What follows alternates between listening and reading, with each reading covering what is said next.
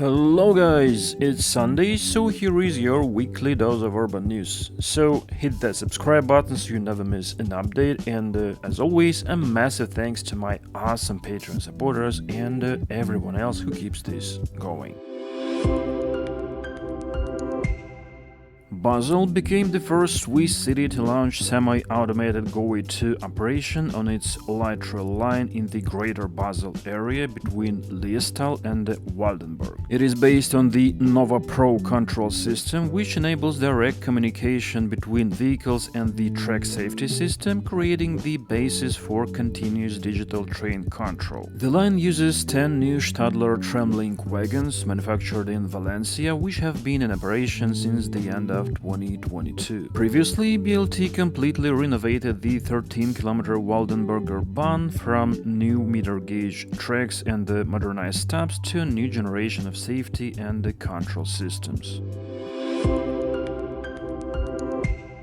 Preparatory work has begun on the first phase of a project involving construction of a new 12-kilometer light rail line between northern Brussels and Zaventem Airport. The line is expected to connect Brussels North Station with the airport by the end of 2030 with a travel time of around 30 minutes. It will serve international business districts and residential areas including Schaerbeek and Avery, and also there will be 3 stops in the airport area. The project will entail the construction of about 4 kilometers of new tracks, 300 meters of which will be in Brussels and the rest in Flanders. The total investment is estimated at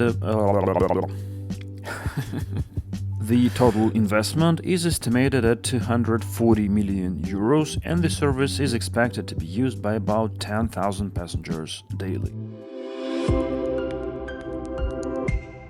Electric buses from Irizar are being launched in the Netherlands for the first time by Arriva. There are plans to purchase 18 12-meter buses and 21 18-meter articulated ones, all of the Irizar IE tram type. They are planned to be used in the East Brabant region on the new BRT line that will serve the cities of Tilburg and 's-Hertogenbosch. In recent months, Irizar has received significant contracts, including from Switzerland, Poland, Germany, and the UK, as well as ongoing contracts from various cities in the Spanish domestic market. Meanwhile, Bucharest has received 22 Yutong trolleybuses equipped with batteries financed by European funds as part of Romania's National Recovery and Resilience Plan. These 12-meter units have a total capacity of up to 93 passengers and can travel at least 20 kilometers without connecting to the contact network. The contract is valued at about 14 million euros. Delivery of the trolleybuses is part of a broader investment program aimed at modernizing Bucharest's public transport system. The city has already purchased 100 electric buses and plans to install 100 charging stations by the end of the year for a total of 73.8 million euros. And also Bucharest plans to purchase another 100 trolleybuses and 79 trams with European funds for a total investment of over 108 million euros. Meanwhile, the New South Wales government has signed key contracts for the 24-kilometer and 29 billion Australian dollars Sydney Metro West project. The new automated metro line between central Sydney and the western suburb of Parramatta will have 9 stations and is scheduled to open in 2032. 16 trains for the new line will be supplied by the Chinese company CRRC, while a consortium led by the Hong Kong Metro operator will be responsible for its operation. Also, John Holland will install 60 kilometers of track and rail systems, as well as build a 38-hectare depot for a total of 3.2 billion Australian dollars. In the capital of Madagascar, Antananarivo, a 16-kilometers urban railway line has begun operating, connecting Sorano station in the city center with Mbohimananbola in the south. This sounds like a great news, but the train, which can carry 300 passengers, is only scheduled to make 2 trips a day, departing at 5 a.m. and returning at 5:30 p.m. So, considering that the city has a population of over 1 million, this will change about nothing. The long-awaited El Insurgente intercity train connecting Toluca with western Mexico City is now fully operational following the launch of the final section between the Santa Fe district of Mexico City and the Observatorio Transport Hub. Construction of the line began in 2014 and cost $8.1 billion. Its total length is 58 kilometers, which 4.7 kilometers runs through a tunnel in the mountains and the rest on an elevated viaduct.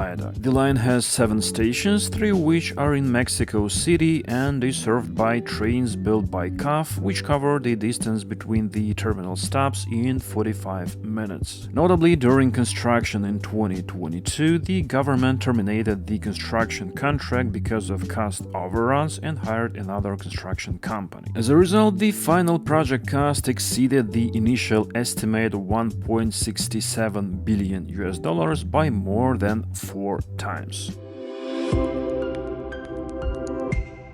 Meanwhile, Metro de Santiago and Alstom, Brazil has unveiled the first fully assembled metropolis train for the future Line 7. These trains are 102 meters long, have a capacity of 1,247 passengers, include spaces for people with reduced mobility, and are made of stainless steel, which makes them more durable. The cars will have 4 doors and wide open passages between cars to ensure a smooth flow of passengers. They will be equipped with air conditioning, a modern passenger information system, and ports for charging gadgets. In total, Alstom will build 37 Metropolis trains under the contract, each with 5 cars. What about Metro Line 7, which is currently under construction? It will be 26 kilometers long and consist of 19 stations. It will pass through 7 municipalities: Renca, Cerro Navia, Quinta Normal, Santiago, Providencia, Vitacura, and Las Condes, 3 of which, Renca, Cerro Navia and Vitacura, will be included in the network for the first time, providing benefits to about 1.6 million residents. When Line 7 is operational, the travel time between end stations is expected to be 37 minutes, which is half the travel time of the current bus service. Thanks to the current expansion projects, by 2033, Santiago Metro will add 56 new stations and 82.5 kilometers of additional length, giving it a network of 199 stations, which will make it the longest network in Latin America.